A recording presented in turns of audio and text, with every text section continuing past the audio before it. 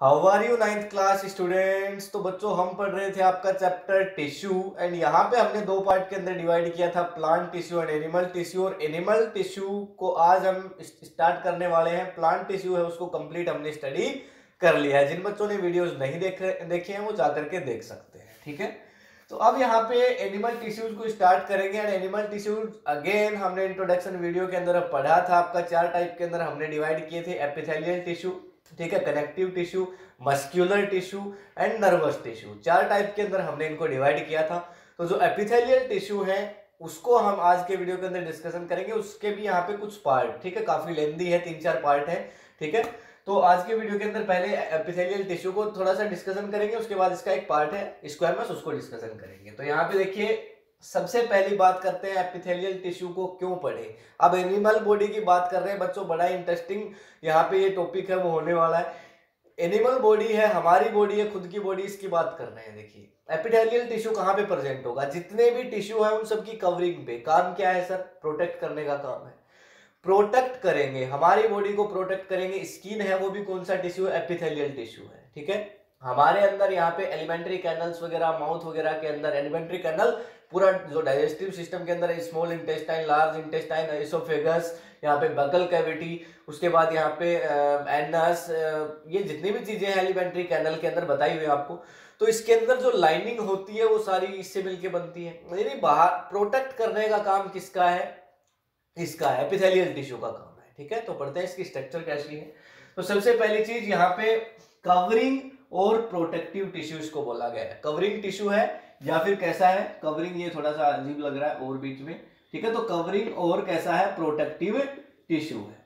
मतलब प्रोटेक्ट करने का काम करेगा, कवर करने का काम करेगा। इसकी इमेज आपको दिख रही होगी फिगर के अंदर, किस तरह की इमेज है देखिए।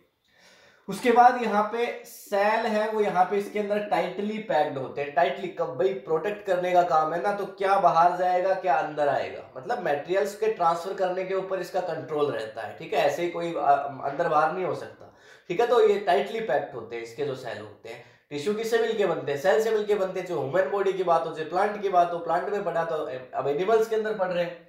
तो देखिए नो सेल स्पेस, इनके बीच में इंटरसेल्यूलर स्पेस है वो प्रेजेंट नहीं होता है। उसके बाद यहाँ पे एक इंपॉर्टेंट चीज होती है इनके पास, basement membrane. Basement membrane important क्यों है बच्चों? इसका जो बेसमेंट मेम्ब्रेन का काम है वो क्या है? देखिए ये मान लीजिए इसके पास में बेसमेंट मेम्ब्रेन है और ये मार्कर है, मान लीजिए टिश्यू है।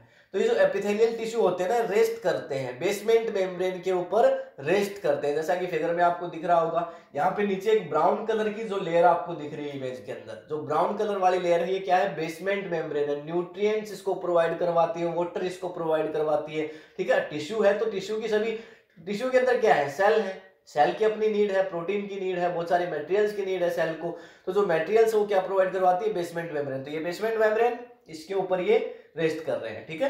तो इमेज के अंदर भी आपको दिखाई दे रहा होगा, ठीक है, किस तरह से इनकी स्ट्रक्चर होती है। सभी एपिथेलियल टिश्यू के अंदर जितने भी टाइप्स आप पढ़ेंगे सबके अंदर एक बेसमेंट मेम्ब्रेन होगी, उसके ऊपर ये रेस्ट करेंगे, ठीक है। काम क्या है इसका? इनको न्यूट्रिएंट्स, वाटर, ये सारी चीजें प्रोवाइड करवाएगी बेसमेंट मेम्ब्रेन, ठीक है। उसके बाद में फॉर सेपरेशन, उसके बाद ये इनको एक अलग भी करती है बाकी टिश्यूज से, ठीक है। और बहुत सारे टिश्यूज है ना बॉडी के अंदर, तो उनसे इनको अलग करेगी। उसके बाद में कंटिन्यूअस सीट की फॉर्म के अंदर अवेलेबल होते हैं। कंटिन्यूअस सीट कैसे? यानी हमारी बॉडी है, अब जैसे स्किन है, स्किन यहाँ से स्टार्ट होती है, हमारी होल बॉडी के पास में क्या है? स्किन है कि नहीं है? तो मतलब एक जगह से स्टार्ट होकर के, ऐसा नहीं कि बीच में कहीं ब्रेकडाउन होते हैं, कंप्लीट जहां से स्टार्ट होंगे वहां से लास्ट तक, लास्ट पॉइंट तक कहीं भी ये कट नहीं होंगे। कंटिन्यूअस फॉर्म के अंदर लगातार अवेलेबल होंगे, लगातार प्रेजेंट होंगे, ठीक है। बात समझ में आ गई? स्ट्रक्चर कैसी है, क्या कैरेक्टरिस्टिक्स है आपकी एपिथेलियल टिश्यूज की, कहां कहां प्रेजेंट होते हैं, समझ आ गया, ठीक है। किस तरह की स्ट्रक्चर होती है पता चल गया। अब बात करेंगे बच्चों फंक्शन की। तो देखिए प्रोटेक्शन फंक्शन है सबसे पहली चीज। इंजरी से प्रोटेक्ट करते हैं, इन्फेक्शन से प्रोटेक्ट करते हैं। अब देखिए स्किन नहीं होती तो क्या होता? यहाँ पे कोई भी एसिड डलता, डायरेक्ट वो कहां पे जाता? बॉडी के अंदर टिश्यूज में चला जाता। लेकिन अब क्या है? स्किन के ऊपर डैमेज होगा, ठीक है। पहले स्किन जलेगी ना, यानी एपिथेलियल टिश्यू जलेगा, उसके बाद यहाँ पे अंदर की कवरिंग जलेगी, ठीक है। गले के अंदर आपने कुछ खाया, गले के अंदर इनर जो लाइनिंग है वो बनी हुई है, किससे बनी हुई है? एपिथेलियल टिश्यू से बनी हुई है। अंदर की जो सेल्स है वो बाद में डैमेज होंगी, पहले आउटर कवरिंग है वो डैमेज हो जाएगी, ठीक है। तो बचाएगी ना आपको। तो इंजरी से इन्फेक्शन से, किसी भी तरह के डैमेज से, डैमेज किसी भी तरह का मतलब कुल्हाड़ी से काटोगे तो कट ही जाएगा, लेकिन ऐसा नहीं है, डैमेज जो नॉर्मल डैमेज होता है तो उनसे ये प्रोटेक्ट करेगी आपको। उसके बाद forms lining of mouth and alimentary canal, जो काफी टाइम से आपको बता रहा हूँ।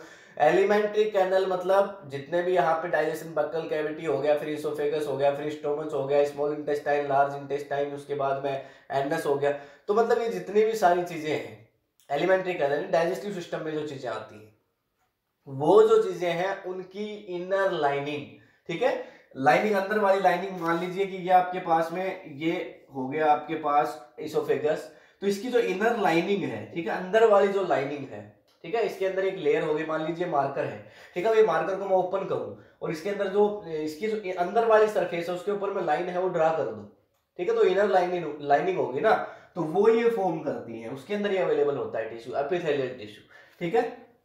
उसके बाद एब्जॉर्बेशन का काम है, फूड को, न्यूट्रिएंट्स को, इनको एब्जॉर्ब करने का, वाटर, न्यूट्रिएंट्स। उसके बाद एलिमिनेट का काम है, एलिमिनेट मतलब बाहर निकालना, तो वेस्ट मटेरियल्स उनको बाहर निकालने का भी काम एपिथेलियल टिश्यू है वो करता है, ठीक है। अब कवरिंग बनाता है, आउटर कवरिंग बनाता है, तो जैसे स्वेट आता है कि नहीं आता, पसीना आता है आपको, ठीक है, तो एक वेस्ट ही तो है वो, साल्ट एंड जो स्वेट है वो बाहर निकलता है, ठीक है, एयर वगैरह है वो यहाँ पे इंटर करते हैं, ठीक है, स्किन के थ्रू भी, तो ये सारी चीजें हैं। उसके बाद देखिए एपिथेलियल टिश्यू है, उसका फर्स्ट पार्ट यहाँ पे आता है स्क्वेमस एपिथेलियल टिश्यू, ठीक है। अब फर्स्ट पार्ट की बात हो रही है, क्यूबोडियल आएगा, उसके बाद में पढ़ेंगे, सभी पार्ट्स को पढ़ेंगे, लेकिन यहाँ पे सबसे पहला आपका क्या आता है, squamous epithelial tissue. Epithelial tissue आपको समझ आ गया होगा कैसी स्ट्रक्चर होती है, क्या फंक्शन है। अब इसके टाइप्स हैं, अलग अलग टाइप्स के एपिथेलियल टिश्यू होते हैं, जैसे स्किन में अलग होंगे, एलिमेंट्री कैनल के अंदर अलग टाइप का होगा, ठीक है, और कहीं कवरिंग के अंदर अलग टाइप का होगा। तो वैसे ही पहला आपका क्या है, स्क्वेमस एपिथेलियल टिश्यू है, ठीक है, बड़ा ही सिंपल है, नेम पे मत जाइए, नेम इनके आपको थोड़े से कॉम्प्लिकेटेड लग सकते हैं, पर इनको पढ़ेंगे तो बिल्कुल इजी है। देखिए स्क्वेमस एपिथेलियल टिश्यू, ठीक है, कैसा होता है, इसकी स्ट्रक्चर कैसी होती है, तो सबसे पहले तो छोटी छोटी सेल से मिलकर के बना होता है, बड़ी थिन सेल होती है, ठीक है, तो जिन सेल से मिलकर बनता है वो थिन होती है, ठीक है, बड़ी छोटी सेल होती है। उसके बाद में जो सेल है वो थिन होने के साथ साथ फ्लैट सेल होती है, ठीक है, फ्लैट, बिल्कुल फ्लैट, ठीक है, फ्लैट सेल होती है। फ्लैट का मतलब समझ रहे हो ना, यानी ये जो हैंड है इसके ऊपर मान लो मैंने ला करके कोई टाइल रख दी, घर के अंदर टाइल लगाते हो ना, टाइल जमाते हो, ठीक है, या फिर जैसे ये बोर्ड है इसके ऊपर ये जो प्लाई लगी हुई है, प्लाईवुड लगा हुआ है, तो ये जो प्लाई है वो कैसी है, बिल्कुल पतली है, यानी थिन सेल है, बिल्कुल पतली है। उसके बाद फ्लैट सेल है, बिल्कुल फ्लैट, ठीक है। उसके बाद में यहाँ पे ये इनकी जो शेप है वो बिल्कुल फिक्स नहीं है, इरेगुलर शेप होती है, ठीक है, कैसी होती है, इरेगुलर शेप होती है, ठीक है, इरेगुलर शेप होती है, थिन होती है, फ्लैट होती है, इरेगुलर शेप होती है, कोई भी रेगुलर शेप इनकी नहीं है यहाँ पे, ठीक है, तो बिल्कुल प्लेन। उसके बाद दो टाइप के अंदर हमने इसको डिवाइड किया है स्क्वेमस टिश्यू को, तो देखिए एक हो गया आपका सिंपल और दूसरा हो गया आपका स्ट्रैटिफाइड। कैसा हो गया, स्ट्रैटिफाइड। तो देखिए simple stratified, simple stratified, stratified अलग है, सिंपल अलग है, दोनों के बीच में डिफरेंस को समझते हैं। देखिए जो सिंपल है उसके अंदर जो लेयर है वो केवल एक ही होगी, सिंगल लेयर सेल होती है। सिंगल लेयर सेल मतलब घर के अंदर टाइल लगाते हो, मसाला डाल दिया, पहले मसाला डाल दिया, उसके ऊपर आपने टाइल को रख दिया, एक ही तो लेयर है, बिल्कुल 3-4 टाइल तो नहीं रखी ऊपर, एक टाइल रख दी बस, कैसी है, बिल्कुल सिंगल लेयर है। इमेज दिख रही होगी आपको। उसके बाद यहाँ पे ये डेलिकेट लाइनिंग इनके अंदर प्रेजेंट होती है, डेलिकेट लाइनिंग प्रेजेंट होती है, जैसे एलिमेंट्री कैनल के अंदर आपको बताया क्या प्रेजेंट होता है, मार्कर को खोलोगे, इसके अंदर अगर लाइन बना दूं अंदर की तरफ में अलग अलग कलर की, तो क्या हो जाएंगी, लाइनिंग हो जाएंगी। तो इसके अंदर क्या होती है, डेलिकेट लाइनिंग प्रेजेंट होती है, ठीक है। ये भी रेस्ट करेंगे किसके ऊपर, बेसमेंट। बेसमेंट तो सबके अंदर होगा, जितने भी एपिथेलियल होंगे उनके अंदर सब में बेसमेंट होगा।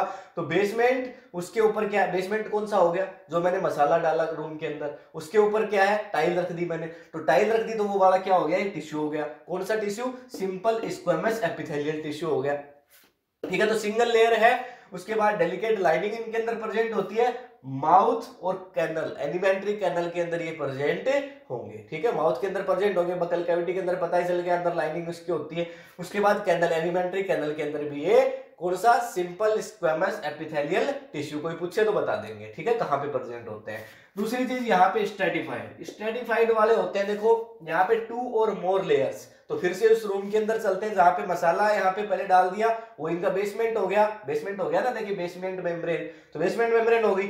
उसके बाद इसके ऊपर एक टाइल रखी, एक और टाइल रख दी, एक और टाइल रख दी, एक और रख दी, यानी बहुत सारी टाइल्स हैं वो रख दी, यानी कई लेयर बन गई, ठीक है, बहुत सारी लेयर बन गई, ठीक है, एक के ऊपर एक, एक के ऊपर एक। तो यहाँ पे क्या हो गया, ये लेयर की फॉर्म में प्रेजेंट होती है, 2 और मोर लेयर्स इसके अंदर प्रेजेंट हो सकती हैं। उसके बाद में प्रिवेंट वियर एंड टियर। अब स्किन का काम क्या है बच्चों, आपको प्रोटेक्ट करने का। स्किन मान लो बिल्कुल पतली सी होती, क्या होता, हल्का सा यहाँ पे कुछ भी हुआ, अरे हल्का सा मतलब क्या, मैंने हाथ ही धो लिया जोर से, ठीक है, साबुन लगाया जोर से, एक बार हाथ को है ना रब कर दिया, क्या हो गया, पता चला कि इसकी एक ऊपर वाली जो लेयर है वो तो उतर के कहीं चली गई, अंदर वाले टिश्यू बाहर दिखने लगे, ठीक है, तो ऐसा अच्छा नहीं होता। तो यहाँ पे क्या हो गया, ये प्रिवेंट करती है आपको वियर एंड टियर से, मतलब आपकी स्किन अगर ऊपर वाली लेयर कई बार देखते हो उतर भी जाती है, लेकिन फिर भी अंदर एक और लेयर होती है, तो ये लेयर्स की फॉर्म के अंदर प्रेजेंट होती है, एक से ज्यादा लेयर होती है इसमें, ठीक है। तो वियर एंड टियर से आपको प्रोडक्ट करती है, कहाँ पे प्रेजेंट होते हैं, स्किन के अंदर प्रेजेंट होते हैं। स्किन के अंदर कोई पूछे एलिमेंट्री कैनल किससे बनी होती है, बताइएगा, आपका सिंपल स्क्वेमस एपिथेलियल टिश्यू से। कोई पूछे आपका स्किन किससे मिलकर बनी होती है, बताइएगा एपिथेलियल टिश्यू कौन सा, तो आपका स्ट्रेटिफाइड एपिथेलियल टिश्यू से मिलकर बनी होती है, ठीक है, बात समझ आ गई। कोई भी प्रॉब्लम हो इससे रिलेटेड, इस टॉपिक से रिलेटेड आपका कोई क्वेश्चन हो, कमेंट में लिखिए, ठीक है, डिस्कशन करेंगे। बाकी ये हो गया आपका एपिथेलियल टिश्यू, आपको समझ आ गया होगा कैसी स्ट्रक्चर होती है, क्या इसके फंक्शन होते हैं, पहला टाइप इसका हमने पढ़ लिया है। किसी में भी इसमें कोई प्रॉब्लम हो तो आप कमेंट में लिखेंगे, ठीक है। बाकी मिलेंगे नेक्स्ट वीडियो के अंदर, एपिथेलियल टिश्यू का क्यूबोइडल जो पार्ट है, नेक्स्ट पार्ट इसको पढ़ेंगे, ठीक है, नेक्स्ट वीडियो के अंदर। तब तक के लिए thank you, have a nice day.